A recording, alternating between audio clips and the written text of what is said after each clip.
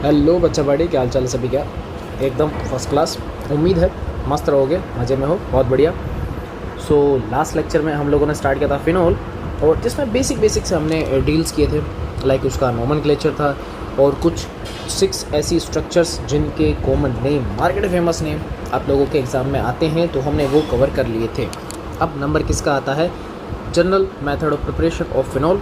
तो ये वाली चीज़ें हमको इस लेक्चर में पढ़नी है, तो भैया स्टार्ट करें, कार्यक्रम शुरू कर दें। बहुत बढ़िया। तो पहली हमारे पास आ रही है फ्रॉम, बताओ किससे लिखें? पढ़ी हुई है रिएक्शन, अगर आप बताना चाहो तो बता दो। From chlorobenzene, from chlorobenzene. डाउ प्रोसेस याद आ रहा है कुछ, ये वही है डाउ प्रोसेस। ये सर ये तो पढ़ेला और देखेला लग रहा है, वही है यार। देखेला भी और पढ़ेला भी है, सुनेला भी है, वही वाली बात है, कुछ भी नहीं करवाना। बेंजीन के ऊपर अपने पास बहुत सिंपल से गरीब आदमी है, क्लोरोबेंजीन। इसकी रिएक्शन किससे करवानी है? एक्वस NaOH से करवानी है। पहले एसिड बेस रिएक्शन होती है, फिर देन वापस हाइड्रोलाइज किया जाता है। तो हमको उसमें चक्कर में नहीं फंसना, हमको तो सीधा करना है। 623 केल्विन का होता है टेम्परेचर, और विद हाई प्रेशर भी बहुत ज़्यादा होता है। एसिडिक मीडियम अपने पास है ही, और ये होता है 300 ATM का। क्या होता है? 300 एटमॉस्फेयर का होता है। अब सिंपल सी बात है बेटा, कुछ नहीं करना, Cl हटाओ, OH लगा दो, यही अपना काम करना। ये डाउ प्रोसेस है, बेंजीन के ऊपर क्या आ जाएगा? OH, और यहाँ से बाहर क्या हो जाएगा? NaCl। ठीक है, ये हमारे पास ऐसे बाहर होगा। अच्छा, ऐसे भी देख सकते हो, एक एसिड है एक बेस है, तो रिएक्शन समझ में आ ही रही है क्या बनेगी। सो इस तरीके से हमारे पास ये डाउ प्रोसेस होता है कंप्लीट। लेकिन मैं ज़्यादा नहीं बता रहा, बट आपको स्टिल कंडीशंस याद होंगी, थोड़ा बहुत अगर याद हो तो।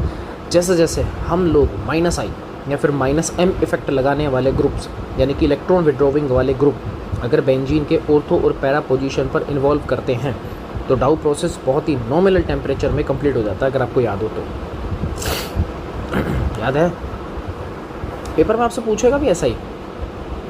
पेपर में एग्जामिनर जो है वो आपसे यही पूछेगा, वो ये थोड़ी बोलेगा भाई डाउ प्रोसेस कर दे ना सीधा Cl एक्वस NaOH, आगे क्वेश्चन मार्क, पहला प्रोसेस। दूसरा, अगर उसने क्वेश्चन पूछा तो वो आपसे यही पूछेगा लैंग्वेज की फॉर्म में कि what happen when we involve when we add electron withdrawing groups at ortho and para position of chlorobenzene. तो रिएक्शन को कम टेम्परेचर की नीड क्यों होती है, तो आपको ये रीज़न देना पड़ेगा। तो अपन यही बोलेंगे भाई इलेक्ट्रॉन विड्रॉविंग ग्रुप थे, इलेक्ट्रॉन डेंसिटी बहुत ज़्यादा क्या हो गई? डिक्रीज़ हो गई। अब इलेक्ट्रॉन डेंसिटी अगर ज़्यादा डिक्रीज़ होगी तो ऑब्वियस सी बात है Cl भी कितना ही पैसा देगा, तो उसको इजीली OH माइनस क्या कर देता है? डिस्प्लेस, यानी कि NSR रिएक्शन। ये NSR वाला पॉइंट भी अपने हाथ में है, ये हथियार है, ब्रह्मास्त्र हैं चीज़ें हैं, तो थोड़ा सा ध्यान रखो। ये हेलो वाले चैप्टर में पढ़ा चुका हूँ मैं ना, तो आपको थोड़ा सा याद रखना है। ज़्यादा दिक्कत करोगे तो फिर कंजूसी ज़्यादा अच्छी नहीं है, ऐसे करना नहीं है अपने को, ठीक है? समझ गए? चलो बढ़िया। दूसरे की अगर अपन बात करें तो आता है फ्लोरोम क्यूमीन अंकल, ठीक है। और क्यूमीन कुछ भी नहीं है, आइसोप्रोपाइल बेंजीन है और कुछ नहीं है। आइसोप्रोपाइल, और ये हो जाएगा बेंजीन, क्या बन जाएगा? Isopropyl benzene. ये वाली चीज़ है हमारे पास, तो गरीबों वाली गरीबों वाली चीज़। करना क्या है? ये आपके पास प्यारी सी बेंजीन सी। अब मैंने क्या बोला? आइसोप्रोपाइल, तो प्रोपाइल तो ठीक है, 3 कार्बन की चेन होगी, लेकिन आइसो का मीनिंग क्या होता है? आइसो का मीनिंग क्या होता है? एक ज़्यादा लगा दिया यार, ये लो ये लो, दिस इज क्यूमीन। स्ट्रक्चर याद कर लो, बहुत काम किया, फिर बता रहा हूँ बहुत काम किया, स्ट्रक्चर आपकी बहुत काम किया। फाउंडेशन में जाओगे तो उसके ऊपर भी एक बहुत शानदार रिएक्शन अगर आप जाओगे तो, कि +M इफेक्ट जहाँ से ज़्यादा लगेगा उस तरफ वो शिफ्ट हो जाता है, उस तरफ सॉरी कार्बन का ग्रुप जो है वो शिफ्ट हो जाता है। तो काफ़ी सारी चीज़ें हैं, वो तो बात के ऊपर डिपेंड करती है, वो चलने दो, है ना। चलो, इसका क्या करवाना? ऑक्सीडेशन करवाना है, मतलब इसकी मैं रिएक्शन O2 से करवा रहा हूँ, किसकी प्रेजेंस में? सनलाइट। अब आपको पता है सनलाइट आया मतलब फ्री रेडिकल कुछ उम्मीद है। क्या करवाना है?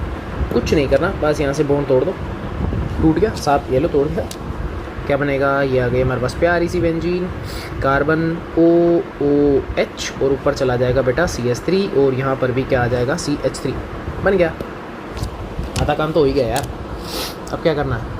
तो बस प्रेजेंस लगाओ, HUSO4, या फिर आप ऐसा समझ लो कि हाइड्रोलिसिस अपन करवा रहे हैं। कुछ नहीं करना, बहुत सिंपल है। एक बॉन्ड यहाँ से तोड़ दो, एक बॉन्ड इधर से तोड़ दो, ठीक है। अब सिंपल सा काम, जब हमने बॉन्ड तोड़ दिया, OH फ्री हो गया, यहाँ बेंजीन फ्री हो गई, तो बेंजीन को सीधा वो OH दे दो, इस गरीब को चिपकाओ, तो बेंजीन के ऊपर बेटा क्या आ जाएगा OH, और प्लस में क्या बनेगा, बेंजीन के ऊपर आ जाएगा कौन, C डबल बॉन्ड O, और यहाँ पे आ जाएगा एक CH3, और एक मिनट रुको, मेरे को उसको नीचे करना ही पड़ेगा, स्पेस कंसिस्ट करना है, और ऊपर आ जाएगा एक और CH3, दैट मीन्स कीटोन। अबे बेंजीन कहाँ से आ गया, बेंजीन कहाँ से आ गया भाई इसमें, ये बनेगा ketone, ketone ketone ketone ketone, यानी कि बाई प्रोडक्ट यहाँ पर कीटोन है। कहने का सेंस कि क्यूमीन का ऑक्सीडेशन करवाओगे सनलाइट के प्रेजेंस में तो क्या बनता है, परोक्साइड बनता है। क्या बनता है, वो परोक्साइड है जो डबल ऑक्सीजन दिख रहा है। डाइल्यूट H2SO4 लाओगे, हमको फिनॉल से मतलब है क्योंकि चैप्टर फिनॉल चल रहा है, लेकिन फिर भी बाई प्रोडक्ट क्या है, कीटोन, आपको याद रखना पड़ेगा। ठीक है, इसका नाम है क्यूमीन हाइड्रो पर ऑक्साइड, ये ध्यान रख लेना। हाइड्रो क्यों बोला, क्योंकि यहाँ पे एक एक्स्ट्रा हाइड्रोजन अवेलेबल था, ठीक है, इसलिए। क्यूमीन क्यों बोला, क्योंकि उसका नाम ही क्यूमीन है। तुम इसको सोच रहे हो सर क्यूमीन क्यूमीन क्यों बोला, ये क्यों बोल रहे हो, बताओ ना सर क्यों बोल रहे हो क्यूमीन आप। ठीक है, पता लग गया। अरे सिंपल सी रिएक्शन होती है, कोई टेंशन नहीं है।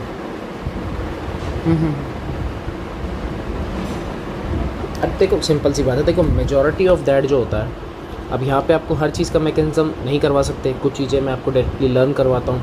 और इवन ये जो बॉन्ड ब्रेकिंग है कि बेटा यहाँ से ब्रेक कर दिया, इधर से कर दिया, ये सिर्फ एक फॉर्मेलिटी है ताकि हमें वो चीज़ समझ में आ जाए, बस दैट्स इट, बस, और कुछ भी नहीं है इससे ज़्यादा। वो इससे ज़्यादा भाई कुछ भी नहीं है, वो ध्यान रख लेना, इससे ज़्यादा कुछ भी नहीं है, वो कुछ भी नहीं है, इफेक्ट है। ठीक है, मैकेनिज्म देखो रियलिटी आपको शो करेगा। अब मैं कह दूँ बेटा यहाँ से बॉन्ड टूटा, ज़रूरी है यहीं से टूटा, कोई और भी तो हो सकता है रीज़न, तो इसलिए कह रहा हूँ। तो फैक्ट इसके ऊपर थोड़ा सा मत जाओ, फैक्ट से ज़्यादा बेटर है अपन मैकेनिज्म सीखे तो फार बेटर होता होगा ना। हाँ, एक और देख लेते हैं, डी कार्बोक्सिलेशन कैसा नहीं है, इधर क्यों, और जगह भी तो आ सकती है। सोडा लाइम वाली रिएक्शन है, देखो ध्यान से, तुझ नहीं करना, बहुत ईजी है। ऊपर OH ले लो क्योंकि फिनॉल तो चाहिए, यहाँ पे ले लो COOH। ठीक है, किससे रिएक्शन है, NaOH प्लस में CaO, जिसको अपन बोलते हैं सोडा लाइम। इन दोनों को मर्ज फॉर्म में क्या बोलते हैं, सोडा लाइम। तो एक तो आप लोगों के लिए यही इंपॉर्टेंट हो गया, ध्यान रख लेना, सोडा लाइम नहीं है भाई, लाइम है। एक तो आप लोगों के लिए ये इंपॉर्टेंट है, too much important, very much important, बस ये ध्यान रखना, बहुत ज़्यादा इंपॉर्टेंट है भाई। ये सोडा लाइम बन गया, कुछ नहीं करना होता, ये दिख रहा है ना आपको, यहाँ से CO2 उड़ा दो, बस कुछ डाल, सीधा याद रखो, डायरेक्ट याद रखना आपको। तो यहाँ से OH, यहाँ पे H, बस हो गया काम। कौन गया, कैसे गया, क्यों गया,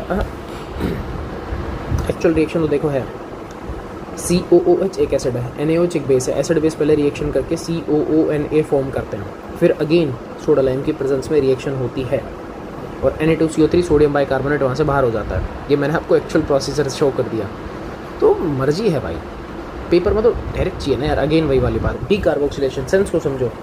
डी का मीन्स होता है बाहर निकलना, रिमूवल, रिमूव रिमूव रिमूव, ये लो, इसका मतलब है रिमूव। क्या रिमूव होगा, यहाँ पे क्या लिखा हुआ है, कार्बोक्सिलेशन, मतलब कार्बोक्सिलिक एसिड बाहर निकलेगा।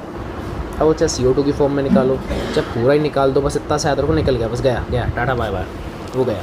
ठीक है, सीधा मैंने बोला ना, देखो मेजॉरिटी ऑफ दैट आपको तो सीधा सीधा याद रखना है, पेपर में वही चीज़ आनी है, सीधी आनी है। आपको कौन सा मैकेनिज्म पूछेगा, बेटा कैसे किया, क्यों किया, ये तो बता, कुछ नहीं, डायरेक्ट चलने दो।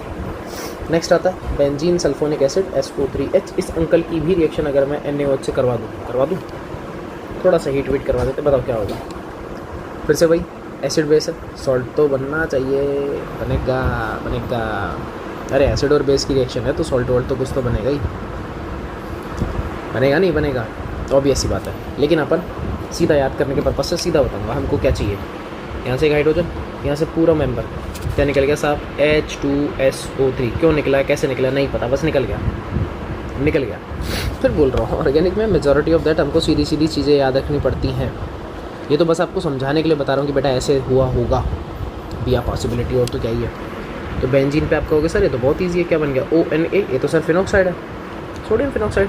नाम आप लोगों को थोड़ा सा आना चाहिए क्योंकि परेशान करता है इसका नाम। इसका नाम है बेटा सोडियम फिनॉक्साइड। इसका नाम क्या है बेटा, सोडियम फिनॉक्साइड है। ठीक है, सोडियम फिनॉक्साइड है, क्या करें, एसिडिफाइड कर दें। अरे इसकी तो चाहे HCl से रिएक्शन कराओ, मतलब एसिडिफाइड करवा दो या हाइड्रोलिसिस करवा दो, एक ही बात है। ये अंकल अपन ने जब रायमा टी में तो पढ़ी नहीं, सॉरी मैं तो कहता राइमा टीमान अपन ने पढ़ लिया, जब पढ़ेंगे तब देख लेंगे।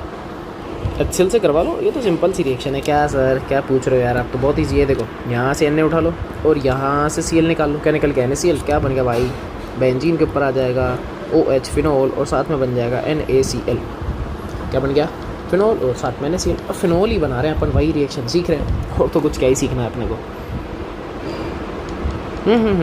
अरे बिल्कुल बिल्कुल बिल्कुल। देखो अगर कुछ सोच रहे कि साहब हाइड्रोलाइसिस भाई उससे करवा लो, कंपाउंड तो सेम ही बनने वाला है, ऑर्गेनिक है, आड़ा टेढ़ा कुछ भी बना दो उसमें, बट रियलिटी इज़ दैट कि एसिडिफाइड ही करवाया जाता है यहाँ पे। या एसिडिक मीडियम की नीड होती है यहाँ पे रिएक्शंस को कवर करने के लिए। और देखो रियलिटी बताऊँ तो जो मैंने लिखा था ना H2SO3, भाई देखो रियलिटी में इतनी ईजियर कोई भी चीज़ नहीं निकलती है। ये फिर बोल रहा हूँ ये हमारे सिर्फ समझने के पर्पज़ से है और कुछ भी नहीं है, सिर्फ हमारे समझने के लिए। हम समझ जाएंगे हमारे लिए ईजी हो जाएगा, नहीं समझेंगे हमारे लिए टफ हो जाएगा, और कुछ भी नहीं है। फिर बोलता हूँ मेजॉरिटी ऑफ दैट जो भी मैं आपको बॉन्ड ब्रेक करके दिखा रहा हूँ वो सिर्फ हमारी तसल्ली के लिए है, हमारे समझने और सीखने के लिए, हमारे लर्निंग पर्पज़ से। इसका एक्चुअल मैकेनिज़्म से कोई लेना देना नहीं है, क्योंकि एक्चुअल मैकेनिज़्म इतनी गंदे तरीके से नहीं चलती है, रियलिटी है, ये रियलिटी है। ये थोड़ा सा ध्यान रखना, ठीक है, थोड़ा ध्यान रखना। ठीक है, तो इसी के साथ हमारा GMP भी ओवर हो चुका है। तो नेक्स्ट लेक्चर में हम लोग देखेंगे किसको, फिजिकल प्रॉपर्टीज़ पता ही है भाई, सॉल्युबिलिटी BP फिक्स कर रखा है, बोर्ड ने फिक्स है, सॉल्युबिलिटी BP इसके अलावा कुछ नहीं पूछेगा, तो इसको हम अच्छे से करेंगे और फिर मिलेंगे अपन नेक्स्ट वीडियो में। तब तक के लिए भैया जय हिंद।